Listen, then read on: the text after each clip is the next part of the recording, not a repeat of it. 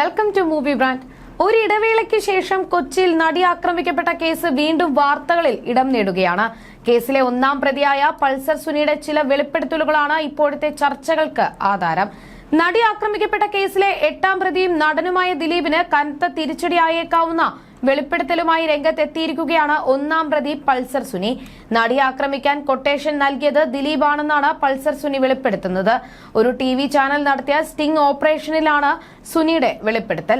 ഇപ്പോഴത്തെ സ്റ്റിംഗ് ഓപ്പറേഷനിൽ പങ്കെടുത്ത മാധ്യമപ്രവർത്തകൻ റോഷി പാൽ നടി ആക്രമിക്കപ്പെട്ട കേസിന്റെ റിപ്പോർട്ടിംഗിലെ തന്റെ യാത്രയെക്കുറിച്ചും നേരിട്ട വെല്ലുവിളികളെക്കുറിച്ചും സ്റ്റിംഗ് ഓപ്പറേഷനെക്കുറിച്ചുമെല്ലാം സംസാരിക്കുകയാണ്.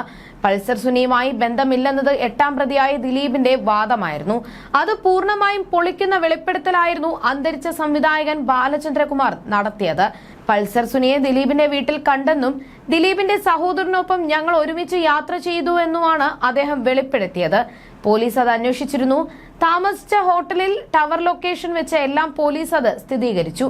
ബാലചന്ദ്രകുമാർ പറഞ്ഞതെല്ലാം പൂർണ്ണമായും സത്യമാണെന്ന് ഘട്ടം ഘട്ടമായി പോലീസ് സ്ഥിരീകരിച്ചു.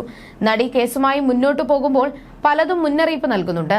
അപകടമാണെന്ന്, മറുതലയ്ക്കൽ ഉള്ളവർക്ക് അവരുടെ നിലനിൽപ്പാണ്, അതിനാൽ എന്തും ചെയ്യുമെന്ന്. എന്നാൽ സത്യം എന്താണെന്ന് പുറത്തറിയിക്കാൻ തീരുമാനിച്ചിരുന്നു. സ്നേഹത്തോടുള്ള ഭീഷണിയും സ്വാധീനിക്കാനുള്ള ശ്രമവും ഉണ്ടായിരുന്നു.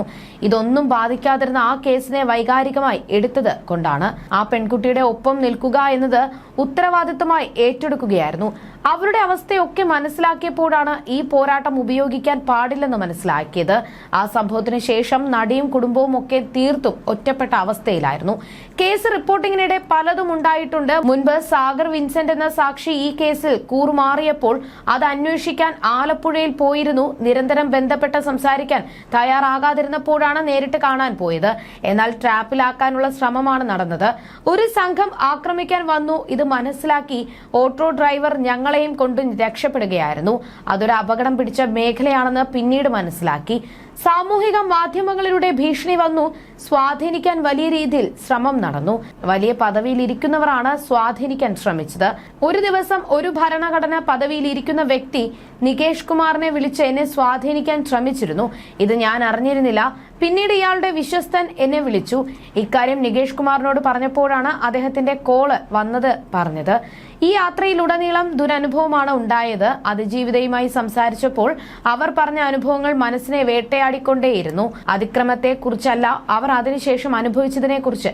അന്ന് നടന്നത് എന്താണെന്ന് ഞാൻ ഒരിക്കൽ പോലും അവരോട് ചോദിച്ചിട്ടില്ല. അവർ സംസാരിക്കുമ്പോഴൊക്കെയും അവർ എന്നോട് വിതുമ്പിയിട്ടുണ്ട്.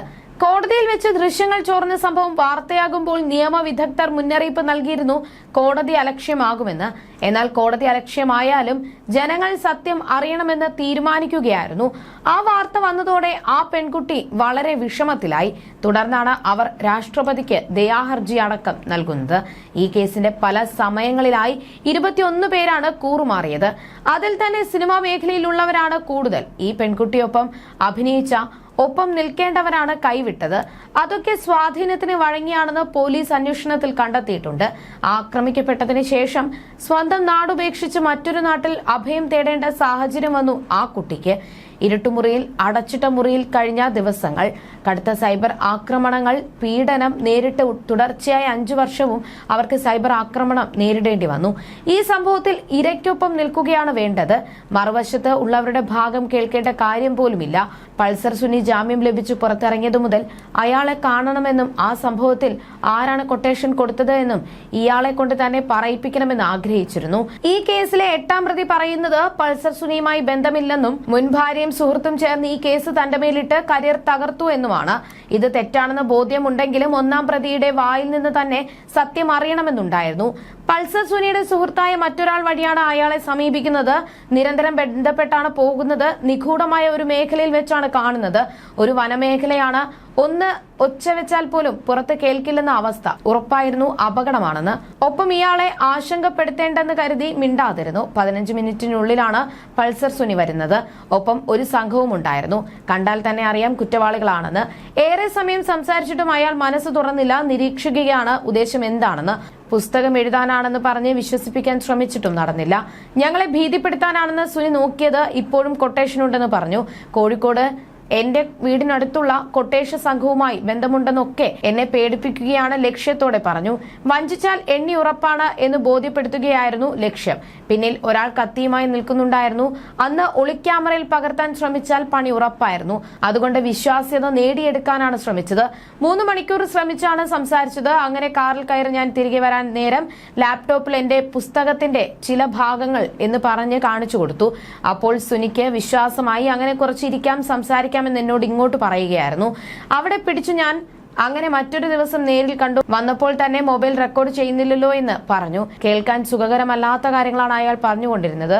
പക്ഷെ അത് പുറത്തെത്തിക്കണമല്ലോ. അയാൾ പറയുന്ന ചില കാര്യങ്ങൾ കേൾക്കുമ്പോൾ നമുക്ക് കനത്ത മാനസിക ആഘാതമുണ്ടാകും. ഇപ്പോൾ ടെലികാസ്റ്റ് ചെയ്ത കാര്യങ്ങൾ പലതും യഥാർത്ഥത്തിൽ പൾസർ സുനിക്ക് കുരുക്കാകുന്നതാണ്. കാരണം കർശന വ്യവസ്ഥയോടെയാണ് അയാൾക്ക് കോടതി ജാമ്യം അനുവദിച്ചത്.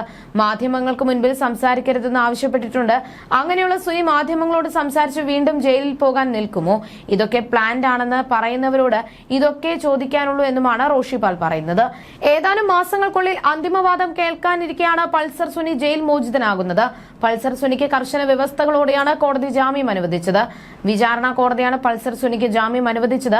എറണാകുളം ജില്ല വിട്ടു പോകരുത്, മാധ്യമങ്ങളോട് സംസാരിക്കരുത്, സാക്ഷികളെ സ്വാധീനിക്കരുത്, ഒരു സിമ്മിൽ കൂടുതൽ ഉപയോഗിക്കരുത്, സിം വിവരങ്ങൾ കോടതിയിൽ ഹാജരാക്കണം, 1 ലക്ഷം രൂപയുടെ ബോണ്ട് നൽകണം തുടങ്ങിയ വ്യവസ്ഥകളോടെയാണ് പൾസർ സുനിക്ക് കോടതി ജാമ്യം അനുവദിച്ചത്. കഴിഞ്ഞ 7.5 വർഷമായി പൾസർ സുനി ജയിലിൽ കഴിയുകയാണെന്നും കേസിലെ വിചാരണ ഇപ്പോഴൊന്നും തീരാൻ സാധ്യതയില്ലെന്നും കോടതി ചൂണ്ടിക്കാട്ടിയിരുന്നു. പൾസർ സുനിക്ക് ജാമ്യം നൽകുന്നത് കേസിനെ പ്രതികൂലമായി ബാധിക്കുമെന്ന് സർക്കാർ വാദിച്ചു. എന്നാൽ സുപ്രീം കോടതി പൾസർ സുനിക്ക് ജാമ്യം അനുവദിക്കുകയായിരുന്നു. ജാമ്യം തേടി 10 തവണയാണ് സുനി മേൽക്കോടതിയെ സമീപിച്ചത്. 6 തവണ ഹൈക്കോടതിയിലും 4 തവണ സുപ്രീം കോടതിയിലും ഹർജി നൽകി. ഈ സമയത്തെല്ലാം സുനിക്ക് വേണ്ടി ഹാജരായത് പ്രമുഖരായ അഭിഭാഷകരായിരുന്നു. നേരത്തെ തുടർച്ചയായി ജാമ്യ ഹർജിയിൽ ഫയൽ ചെയ്തതിന് സുനിക്ക് ഹൈക്കോടതി 25,000 രൂപ പിഴ ചുമത്തിയിരുന്നു. ഒരു ജാമ്യ ഹർജി തള്ളി 3 ദിവസം കഴിഞ്ഞപ്പോൾ വീണ്ടും ജാമ്യ ഹർജി ഫയൽ ചെയ്തതിനാണ് ജസ്റ്റിസ് PV കുഞ്ഞികൃഷ്ണൻ പിഴ ചുമത്തിയത്. തുടർച്ചയായി ജാമ്യ ഹർജി ഫയൽ ചെയ്യാൻ സാമ്പത്തിക സഹായവുമായി ആരോ കർട്ടന് പിന്നിലുണ്ടെന്നും കോടതി അഭിപ്രായപ്പെട്ടു. 7 വർഷമായി ജയിലിൽ കഴിയുന്ന പ്രതി വിവിധ അഭിഭാഷകർ വഴി ഹൈക്കോടതിയിൽ മാത്രം 10 തവണയാണ് ജാമ്യ ഹർജി ഫയൽ ചെയ്തത്. 2 തവണ സുപ്രീം കോടതിയെയും സമീപിച്ചിട്ടുണ്ടെന്ന് കോടതി ചൂണ്ടിക്കാട്ടി. വർഷങ്ങളായി ജയിലിൽ കഴിയുന്ന പ്രതി ലീഗൽ സർവീസ് അതോറിറ്റിയുടെ സഹായത്തോടെയല്ല ജാമ്യ ഹർജി ഫയൽ ചെയ്യുന്നത്, സ്വന്തമായി നിയോഗിച്ചിരിക്കുന്ന അഭിഭാഷകർ വഴിയാണെന്നും കോടതി ചൂണ്ടിക്കാട്ടുന്നുണ്ട്. പ്രതിക്ക് സാമ്പത്തിക ബുദ്ധിമുട്ടില്ലെന്നും മറ്റാരോ പിന്നിലുണ്ടെന്നുമാണ് ഇത് സൂചിപ്പിക്കുന്നതെന്നും കോടതി പറഞ്ഞു. നടി ആക്രമിച്ച സംഭവത്തിന് പിന്നിൽ തന്നെ ഗൂഢാലോചനയുണ്ടെന്ന ആരോപണമുണ്ടെന്നതും കോടതി ചൂണ്ടിക്കാട്ടിയിരുന്നു.